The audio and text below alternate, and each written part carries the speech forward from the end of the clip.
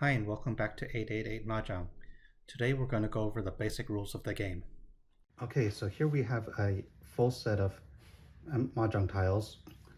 If you're playing the Cantonese / Hong Kong style and using flowers, there's going to be 144 total. They contain 3 different suits and a set of honor tiles and flowers. The suit are dots or circles. The suit are the sticks or bamboo. These are actually numbers, and some people call them characters, which actually I don't really like because these are also Chinese characters as well. So I don't really like that terminology, but I understand it's set that way now. And you'll see for the suits, there's 1 to 9 of each one, and 4 of them for each number. So there'll be 36 of each per suit. Then these are the wind direction tiles: east, south, west, and north. This is a red center called Mahjong. This is a green fortune, they call it Fa Choi. This is a white board called a Bakban. And these are flower tiles representing flowers and seasons. Okay, so the object of the game is to build a winning hand. And in a typical winning hand in Hong Kong style, it's usually 14 tiles, which consists of 4 sets of triplets and a pair known as your eyes. Let's talk about the different types of triplets.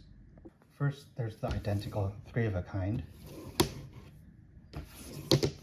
which is basically what it means, 3 of the exact same thing. The other kind of triplet are sequences or runs. The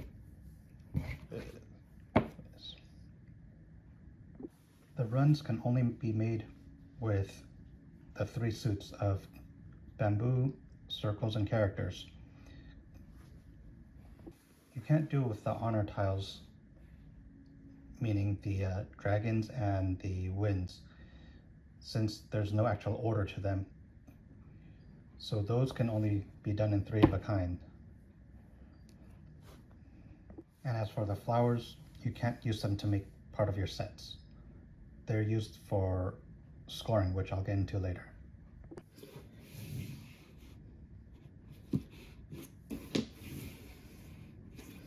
Here we have a couple of winning hands. As you can see, they're composed of 4 different sets of 3 triplets and a pair for the eyes. 4 different sets and a pair. 2, 3, 4, and a pair.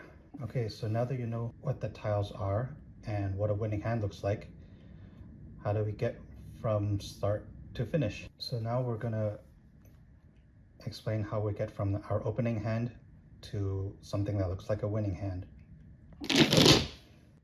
Okay, let's say this is your starting hand. On each turn, there's a couple of actions you can do. The first one is to draw.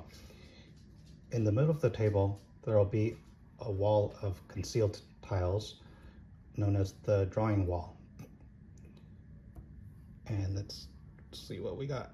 So we got a 6 of circles. So nice. Put that there, and let's get rid of north. Because we drew a tile, we have to discard a tile, because you should only have 13 tiles at any given time. You should only have 13 tiles in your hand and 14 when you're winning. Okay, and after you discard a tile, play then goes to the person on your right. The last tile that was discarded is the last active tile, and anyone who needs it, and if they're able to claim it within the proper rules of the game, they can. For instance, let's say someone discarded the 1 of characters. Since we actually have a pair of them, we can claim Pong, and we'll expose the 2 we have and grab the 1 from outside and put it together for a meld or a set. And once again, we claimed a tile, so we have to discard a tile. So let's get rid of the east.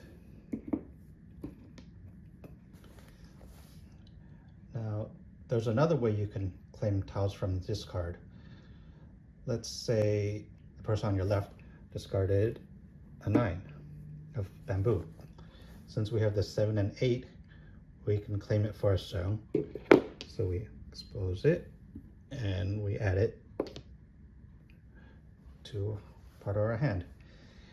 And once for proper etiquette, just want to explain, you want to expose the ones out and then take it in. I have seen some beginners try to take the tile and try to add it to their hand and then expose it, which is not good etiquette. So you always take the one from inside your hand, expose it, and then add it to that for proper etiquette. The same actually applied to the pong. So never add the discarded tile, never add them into your hand. That's a no-no. In the event that you want to claim a seong, but another player wants to claim a pong, the pong has priority, and that would take it. All right, and same thing, after we claim a tile, we have to discard one. Let's just throw the 3. Okay, so we'll keep going. Let's say it's your turn again now, and we draw. Very nice. We got a green dragon, and we have to discard. Here, let's go with the 5. Okay, so our hand is actually in a ready status, meaning we're just waiting for one more tile to win. As you can see, we currently have 3 sets of triplets, and in our case, we're just waiting for an eye, and this one is the 2 of circles. But let's say someone threw the fatoi, green dragon. You can actually claim it with a gong. So same like the pong, expose the ones that you have and take the 4th one. You occasionally want to do this move. Maybe it helps you with scoring, or sometimes it helps interrupt the flow of someone's luck streak or something, if you're superstitious in that way.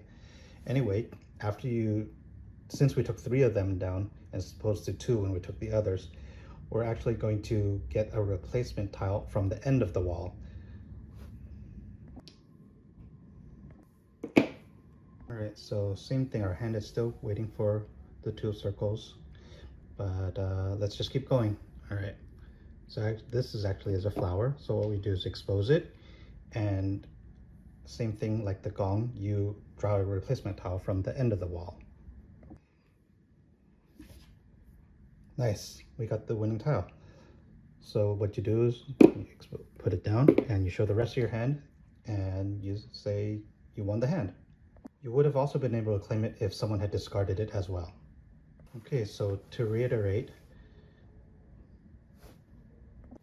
the actions you have per turn is draw, pong, seong, gong, replace a flower, and win. Okay, so that was a lot. Now we're actually going to end with the beginning, which is the setup. Okay, so in a standard game, you usually have 4 players. Yes, I've seen variations where people try to play 2 or 3 players, but a traditional game, you have 4 players. And if you want, you can either just sit wherever randomly just for fun, but if you're more serious and you wanted randomized seating, what my family does, and you guys can do too as well, is we'll take one of each of the directions and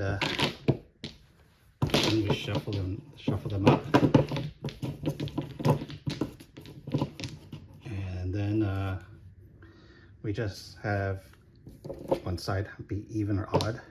This will yeah, it's odd. I just call it 1, and someone will just pick a everyone just stands at a set spot.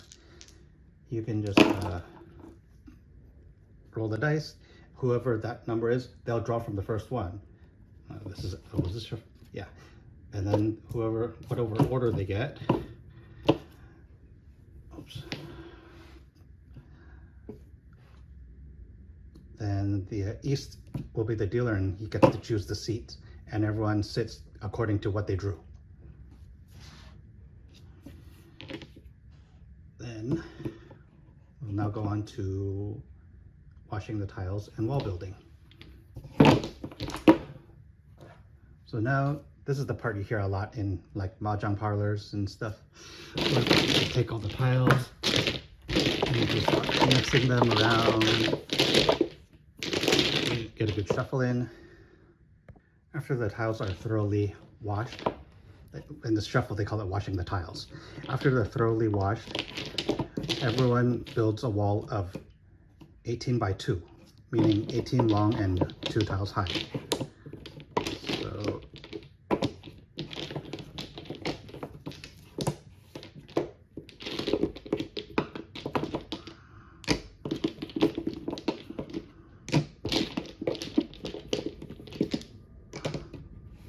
18 by 2, so you have 36 tiles total.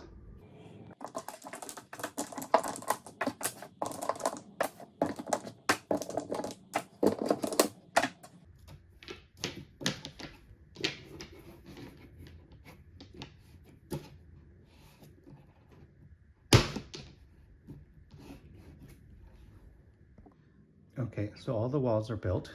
Everyone has 36 tiles of 2 by 18. Then the dealers start by tossing the dice.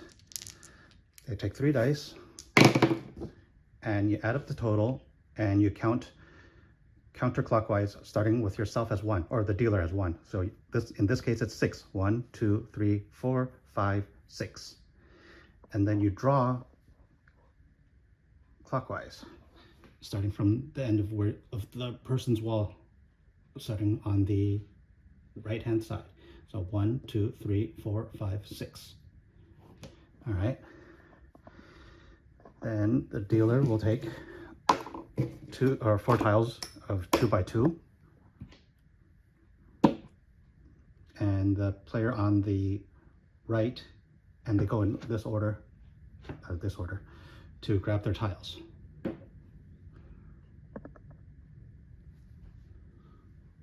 After they got 3 sets of 2 by 2s, the dealer will then take this first one and this third one, called a jump or a skip, and the subsequent players will take 1 each, so they have 13 each. The dealer will have 14 since they're the one to start. Okay, let's say this is your opening hand. If you have any flowers,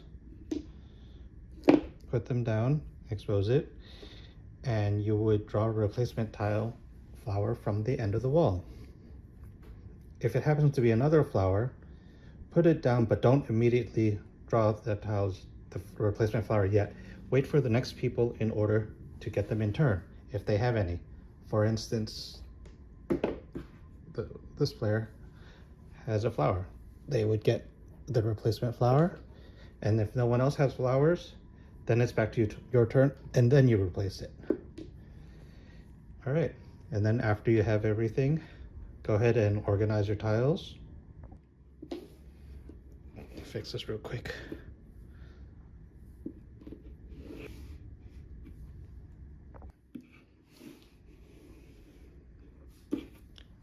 And then you would discard, and then play would go to the person on your left.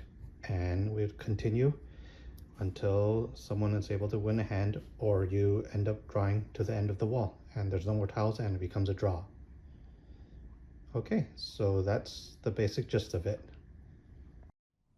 Okay, and there you have it, the basic rules of the game. It might take a while to get used to, but once you do, you should find it to be pretty fun. As for where you can buy sets, you can probably check on Amazon, Etsy, or your local Chinatown, if there's one in your area. If you're looking for games and players to play with, you can always check online for local meetups, or maybe go on Facebook and check on their Facebook groups. Or if you're in the San Francisco Bay Area, I'll put a link in the description for a newsletter to sign up for. I don't actually run it. It's organized by a local person in the area. But if you sign up for it, there's a lot of information on games in this region. Okay, that's it for today. I'll see you next time. Bye.